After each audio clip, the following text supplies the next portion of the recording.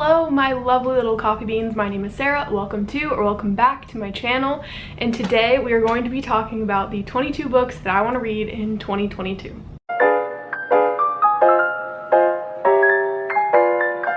As you can see, I have all of the books here behind me just waiting to be talked about, and let me just say this list was probably the easiest list to ever make because these 22 books are pretty high up on my radar, so I don't think I will be going into 2023 with any of these unread. Like, it just doesn't seem like it'll be a thing. Anything could happen, I guess, so who knows. But I had to have already owned all of these, so these are all in my physical TBR, and I didn't want to include any new releases in this video, so books that I've pre-ordered or I'm going to pre-order or anything like that. And also I didn't want to include any books that are in a series, so these are all standalones as far as I know. Disclaimer, I'm not going to be going into the synopsis, or at least the full synopsis of every single one of these books, because clearly that would take a minute. So we're not going to do that. I'll probably just tell you what I know about the book and or just give you a few buzzwords, you know, that intrigued me to want to read the book, but we'll just see how it goes. But without further ado, let's get into it. And also, none of these are gonna be in order of how I want to read them. They're just in order of how I have them placed behind me. You get it. You get it. I don't know why I have to explain this to you. You get it. Okay, so the first book I want to read in 2022 is Survive the Night by Riley Sager. It's kind of embarrassing, honestly, that I have not read this book yet. I've read all of Riley Sager's other books, and I just have yet to read this one. And I pre-ordered it. I literally have a signed copy of it, and I have yet to read it, and I don't really know why. I've seen some mixed reviews on it, but people that I trust their opinions on Riley Sager specifically liked this a lot, so I'm thinking I will like it. I'm just nervous. It's November 1991. Nirvana's in the tape deck. George H.W. Bush is in the White House, and movie-obsessed college student Charlie Jordan is in a car with a man who might be a serial killer. I'm intrigued, and I love Riley Sager, so I trust that this will be a great book. The next book we have is Loveless by Alice Oseman. This book is a YA book, so already kind of out of my comfort zone because I've kind of separated myself from the YA genre as of recent, but I'm still super excited about this one because this one follows a girl named Georgia in high school who is asexual. I'm not sure if she's also a romantic. I'm excited about it. I have not read Radio Silence by Alice Oseman. Like, I don't have any expectations really going into this book, and I just think I'm really gonna like it for some reason. And the cover is so cute. I love it so much. Next up is probably the most embarrassing book on this list for me specifically, because this was my most anticipated book of 2021. And I still have yet to read it, and I have no excuses. I simply have no excuses. But that book is Night Bitch by Rachel Yoder. This book and I have a tumultuous relationship already. We already have a tumultuous relationship because, listen, I don't know why I even picked this to be my most anticipated read of 2021 in the first place.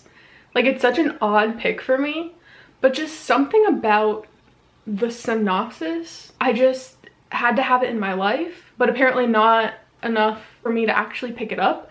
This book is about a mother who starts growing a dense patch of fur on the back of her neck, and she's convinced she's turning into a dog. And I'm like, what more could I want? What more could I want? But I haven't seen the best reviews on this, and that's making me even more scared. And I did start reading this. I think I read like the first 5 or so pages, and there are no quotation marks when people speak, and I hate that. That is the one thing I did not like in Normal People by Sally Rooney. was not using quotation marks when people are speaking because it's so hard to follow. So I already am going into this book not liking the writing style, and I'm nervous that I'm not gonna like it at all. But we're gonna persevere, and I'm gonna read it this year, and it's all gonna be fine.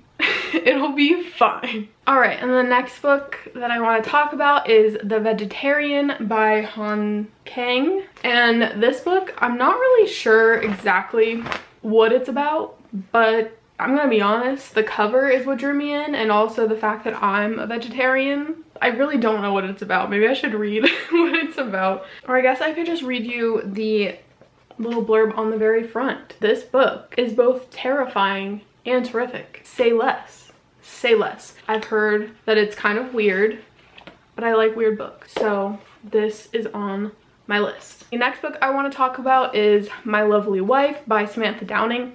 I own all 3 of Samantha Downing's books, so this one, He Started It and For Your Own Good, and I feel like I need to go in publication order for Samantha Downing's books. I don't know why I feel that way. So in order to get to the other ones, I need to read this.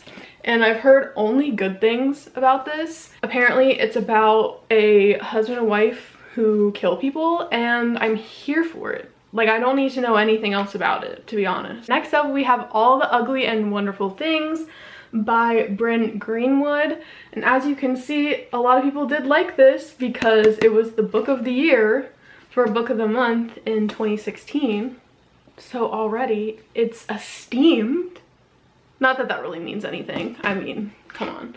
But this is a sort of taboo story because it follows a younger girl who has a relationship with an older man who used to take care of her when she was a child.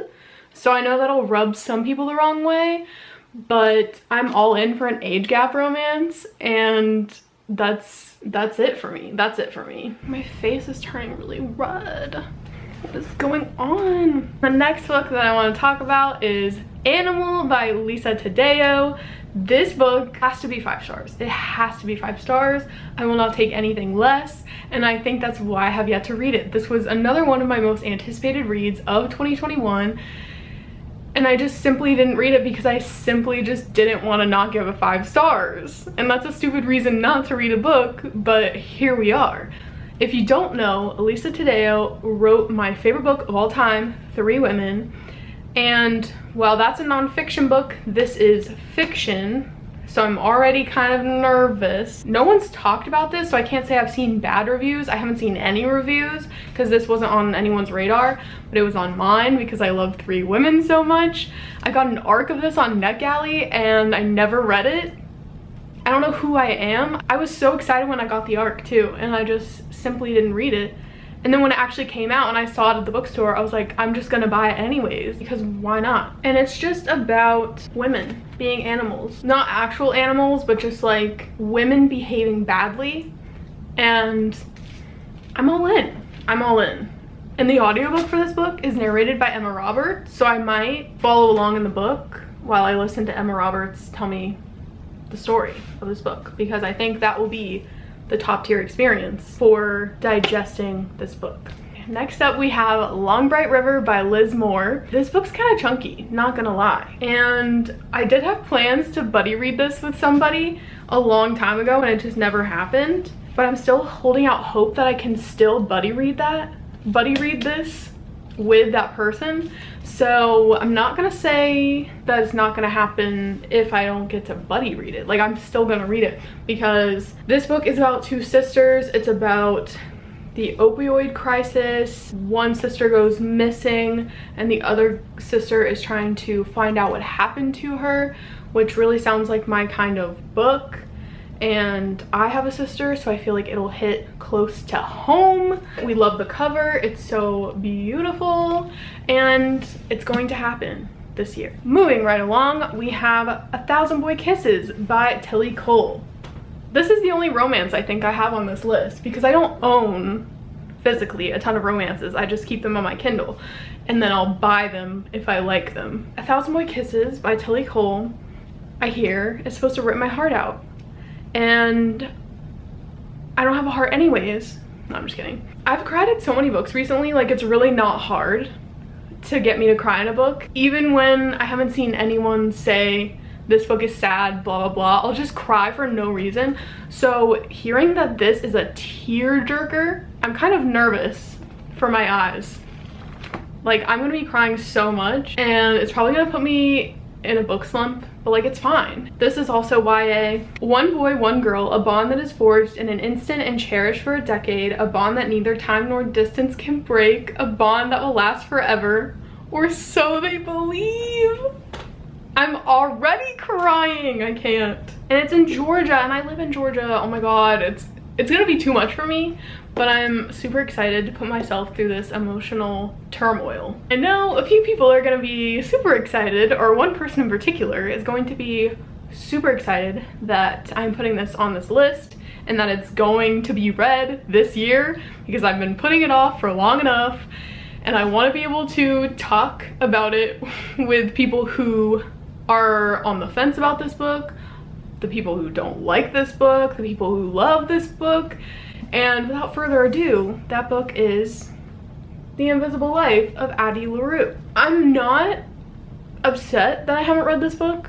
I'm not apologizing that I haven't read this book yet. I just need to be in the mood to read this book, and I just simply have not been in the mood to read this book ever since I got it in October of 2020. So hopefully that mood will come this year and I can finally read this book, because like I said, I want to know all the tea. I want to be able to argue my points on whether I liked or disliked this book. And I feel like it's just a booktube staple now. Like you cannot be a booktuber and not have read this book. I mean, you totally can, but you know what I mean. There's some expectations and I need to read this book. And then the next book I want to talk about is A Dowry of Blood by S.T. Gibson. The cover of this book is literally so stunning. I love it so much. Not sure if I love the glossy cover. I like more of a matte cover, but I do really like how white the pages are. Like, holy crap. Do you see the difference? Like, that's yellow and that's white. Anyway, but this book is pretty short. I hear the writing is beautiful. A Dowry of Blood is a story of desire, obsession, and emancipation. I just need it in my life. I need to have read it. It's been long enough. And next up we have Detransition Baby by Tori Peters. To give you the shortest synopsis for this as possible, I'm just gonna read this little thing right here. The synopsis, the full synopsis is a few paragraphs long and it's kind of like all over the place, but I'll just read this little bubble. A whip-smart debut about three women, transgender and cisgender, whose lives collide after an unexpected pregnancy forces them to confront their deepest desires. This book just sounds so good to me. I think it'll be so educational, so eye-opening, and I just think I'm gonna love it. I just have this feeling about it, and it needs to be read this year. It just needs to. I've had it on my shelves for way too long. I guess we'll talk about the two chunkiest books on this list. There are three that are super chunky, but this is one of them, and one of those three chunky books is Plain Bad Heroines by Emily M. Danforth. There's death, there's LGBTQIA plus representation, there are witches, there is a school for girls. Need I say more? Need I say more? And then getting into another book that will probably break me, A Little Life by Hanya Yanagihara. I've started this book many a times and I didn't get that far into it. I didn't get to any of the actual heartbreaking parts, but I hear it's going to emotionally destroy me. But again, I'm here for it. If it's not my real life I'm crying about, I feel like I'm fine with it. So this book follows Jude and I think it's like six college boys I wrote in this book. Oh, look at me with the little post-it note. So we follow Jude, Willem, JB, and Malcolm. They are 4 college besties and it just follows them throughout their lives, but I hear that Jude has a super horrendous backstory and some people are just like, this is torture porn. Why would you put this character through this much for entertainment. Like, what is wrong? But I am ready to read this book, and I will be buddy reading it with Jan. It's gonna happen. I originally pitched it as a 24-hour readathon, but I don't think you can or should read this book in one sitting in a 24-hour period. I don't think you should do that. It's gonna happen, and it's gonna happen this freaking year. So next up, and probably the heaviest book that I'm gonna talk about on this list, we have The Girl Next Door by Jack Ketchum. This is a loosely inspired, like, this was based on real events. How do I explain this? So this book is based on a real true crime story, and that's what makes this book so heavy and horrific. And a lot of people can't even stomach this book because they know it was based on something that actually happened. I think I'm ready to read it this year. I think I definitely will have to be in the right headspace to pick this up. I know a lot about the case that it is based on. I'm gonna say loosely based. I don't know. It's definitely fictionalized, but it is based on the true story. I don't know how many times I can say that. I don't know if I want to say that I'm gonna love this book, but I think I will really get something out of reading this book. I don't know. I don't know how to feel about it. I don't want to say I'm gonna love this book, but I am super interested in this, and I want to see how closely it reflects on the true case that it's about. Next up, I want to read Night Shift by Stephen King in 2022. If you don't know, I have kind of a Stephen King bucket list. I want to read every single Stephen King book in publication order. Not necessarily the Richard Bachman books, but all of the Stephen King books in publication order. So this is next up in order to get farther along on my journey. So I do need to pick this up sometime this year. Hopes are that I'll read more than one Stephen King book this year, but this is the next one I need to read before I can move on to the next one, and then the next one, and then the next one. Okay, we don't have that many more to go, so let's just go through it. So next up we have The Secret History by Donna Tartt. I just really feel like I'm gonna love this book for no reason at all. I know it involves, like, it's dark academia, there's a murder involved, there's prestigious asshole classmates in this book, but I just feel like I'm gonna like this a lot, and it's very dense, so I'm kind of nervous about that, but I am excited to finally get to it this year. Okay, and then we have Razorblade Tears by S.A. Cosby. I also want to read Blacktop Wasteland by S.A. Cosby. I think I want to read that one first and then this one, but just because I've been hearing so many great things about this year, I wanted to include it on, or last year and this year, I wanted to include it on this list. And this is a story of two dads whose sons were married, and the dads weren't fully on board with their sons being gay when they were alive. Spoiler alert, but not really, because it is in the synopsis. The sons are murdered, and they were like, hell nah, that's not gonna fly. So they get revenge on who they think murdered their sons. And one father is white, one is black, so you have those kinds of conversations going on. And then also, I guess you're gonna get more into why they didn't accept their sons the way they were, and if they regret it now, and just all of that. So I'm super excited to read this. I think I'm really gonna love it. Next up we have If I Could Only Tell You by Hannah Beckerman.